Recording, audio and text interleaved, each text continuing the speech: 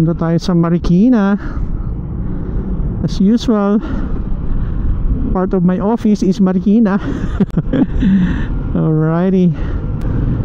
Ang gamit natin ngayon is X5. Naka-mount sa aking helmet. At gamit na natin for the first time yung ating mic adapter. So hopefully ganda ang pick up ng kanyang sounds of yesteryears. We are going to Marikina. Here we go. Oh, you might be wondering bakit pula ang aking gloves. Courtesy yan ng Timo. Ang kagandaan ng Timo talaga. Ito siya, parts sabihan ko na kayo, leather to talaga. Hindi siya synthetic leather siya na skin or sheep skin or something. Malalaman mo kasi sa amoy ng leather kasi ako nagle-leather ako, so I know the difference between a fake and the original. So I think capable ako of knowing that. So I think this is a leather. Saka maganda siya. Maganda sa kamay. Matagal ko nang nawala sa isip ko na meron pala akong ganito. First time ko, ito yung isa sa mga items na first time kong kinuha ng sa Timo. And I was very satisfied. Sobrang ganda. Pwede siya sa Ducati. Okay, try lang natin ngayon yung ating Insta360 X5 na nakalagay sa chin mount. Awkward lang tingnan, pangit tingnan kasi naka-protrude yung yung mount pero POV niyan maganda yan. I'm still contemplating kung ibenta ko ba itong ating Vespa na matindi In fact, maganda na siya parts pwede na siya talagang hindi ibenta maayos na siya, okay na siya talaga. Lalo na pinaayos pa natin yung yung ating tawag nito, pinaayos pa natin yung ignition coil. So normal daw sa Vespa na magkakaproblema yan. Lahat ng Vespa ignition coil. Alam mo yung namamatayan ka pag umiinit yung makina tapos namamatayan ka, yan, normal yan. Kaya kung may Vespa kayo tapos ganun ang sitwasyon, ignition coil lang pinalitan. So kayon okay na siya.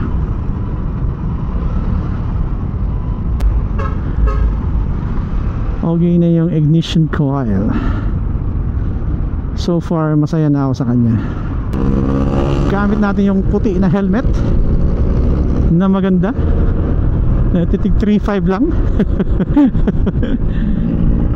Ang kilometer reading niya ngayon, ang odo niya ngayon mga parts is 3,903. So more or less magiging 4,000 yan pag tumagal. Okay lang naman din kung hindi mabenta, pero naka-ready na yung aking deed of sale deed of sale, mga photocopy ng ating lisensya, lahat naka-ready na. Ang na lang doon is yung bibili, kung kano bibilin niya.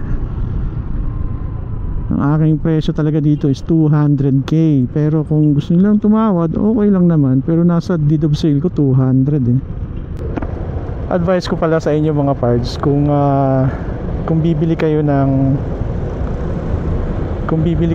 tawag ito ng motor, make sure lang na lalo pag may mga ECU na motor, mga bagong version, mga 2000 model or 2019 model up, paano nyo mga parts, lalo pag hindi nyo alam yung history, ipapunta nyo sa mismong service center ng ano yung motor na binili nyo. Kung kunyari Kawasaki, dun yung mismo sa Kawasaki ipa-calibrate or ipa-check yung system. Kasi minsan pala nangyari pala dun sa motor ko mga parts, ano pala yun, kinuha lang sa kasa, then drive na. Ang kasa naman, walang ginawa. Ang ginawa lang is nirelease lang yung motor, hindi man lang inactivate yung ano, yung computer nun, or ano ba tawag doon, yung update ng system sa loob ng ano, parang computer box. Walang ginawa. Kaya yung nangyari sa akin, parang kung titinan nyo, 2 beses ako namatayan. Ang pangit ng ano, ng sounds ng change gears. So sinikipan na, nawala na yung ano masyado, yung chain pag kakak kakak, mga ganun.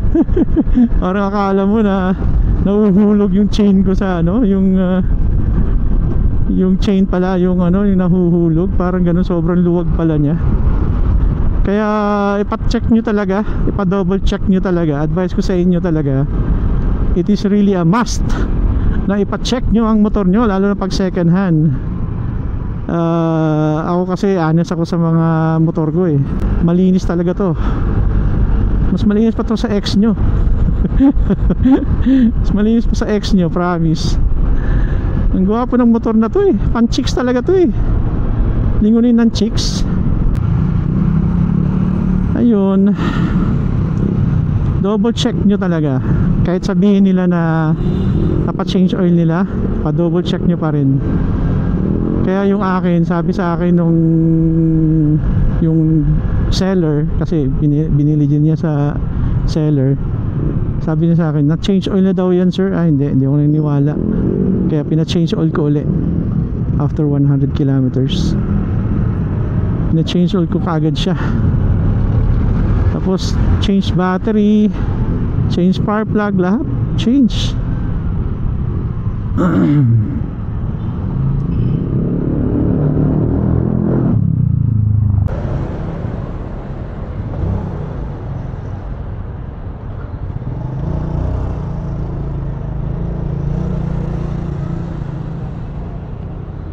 Ganda ng gloves ko, oh. Pogi, no? Pogi. Yan, oh, ganda, oh. Kulay red. Ganda, komportable sa kamay. Salang hindi lang nakawin, ano? Yan, nakakaw yan eh. Alright. Okay, walang size dun sa gusto ko. Mag-lunch tayo sa Blake's. Of course, doon tayo kay Blake's. Namiss ko na rin ng Blake's eh.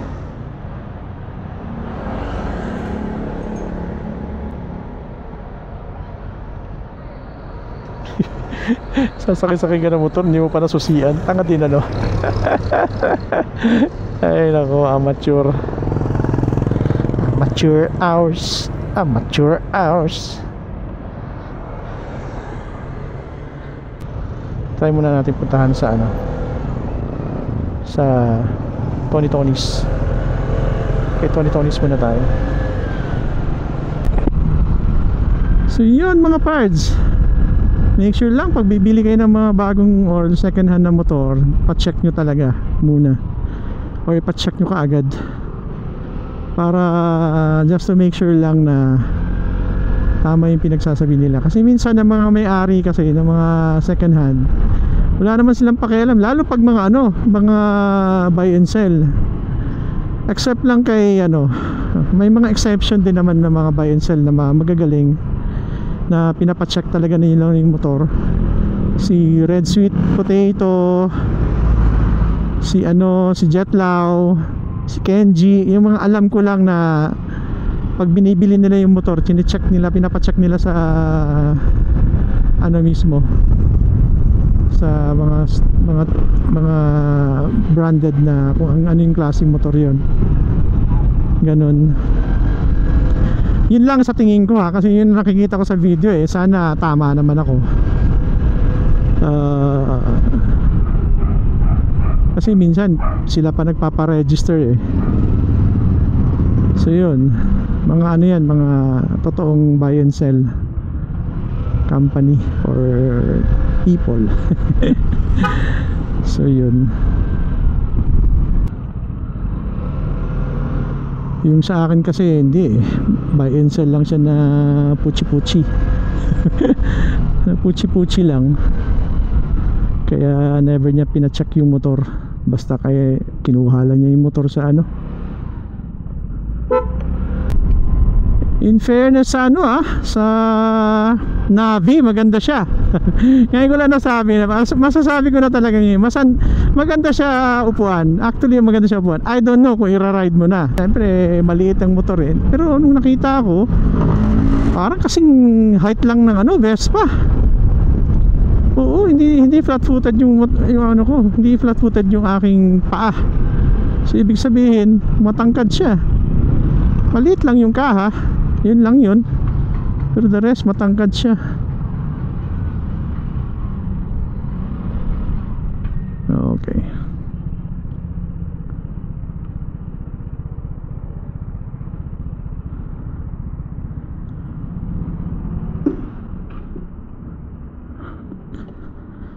Tony's.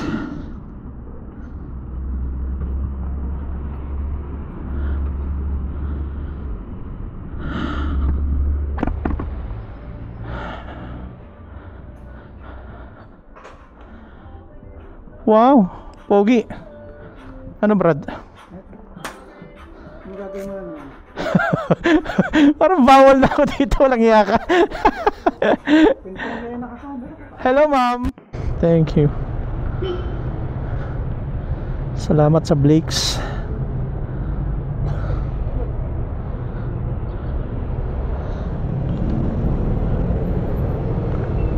Alright, tapos na rin ang ating pagkain. Masarap.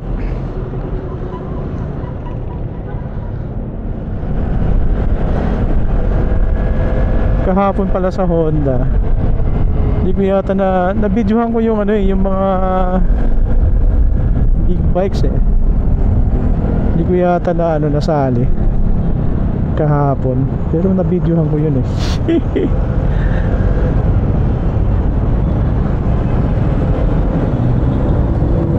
wala silang XADB. Ganda yung Hornet, 4-cylinder yata yun Ganda yung Hornet. Ow! Kung sino man bibili nito sa aking motor, napakaswerte. Maayos talaga pagkaalaga ito mga parts. Inaalagaan talaga mabuti to. Tingnan mo ang ano nito, yung odo niya is 3.9 na. The other day ano pa lang siya, 3.890. Ngayon 3,908. Ay nako, pinag-iisipan ko pa kung ibenta ko ba talaga. Sayang maganda naman kasi talaga. Tsaka Vespa pa rin yan mga parts. Ang disadvantage lang naman talaga dito, malakas kumain ng gasolina Kung practical ka na tao, wag kang bumili ng Vespa. Yun lang yung masabi ko. Kasi 23 or 21 to 24 kilometers per liter.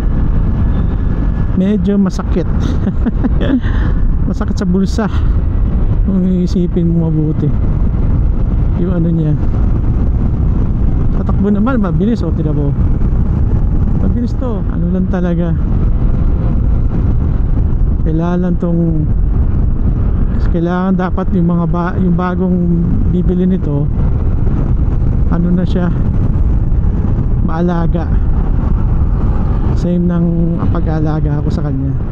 Kaya ako interesado kayo mga parts. Negotiable pa naman yung 200k kung talagang interesado kayo. Pag hindi naman, okay lang. Photoshoot kaya natin to ngayon wala tayong dalang camera pwede na itong camera ko, cellphone ko.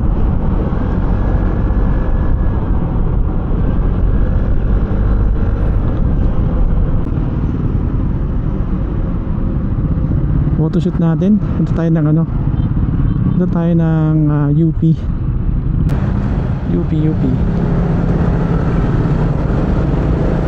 Pag na tinamad ako. Tamad ko na. Ang tamad eh. Ano mabenta yan kung wala kang picture na maayos? Meron naman. Tinatamad na ako mag picture sa kanya. Mas maganda kasi talaga pag nakita mo sa personal eh. Hanggang dito na lang mga parts. Salamat sa mga nakikinig. Always remember, ride safe. God bless. Bye.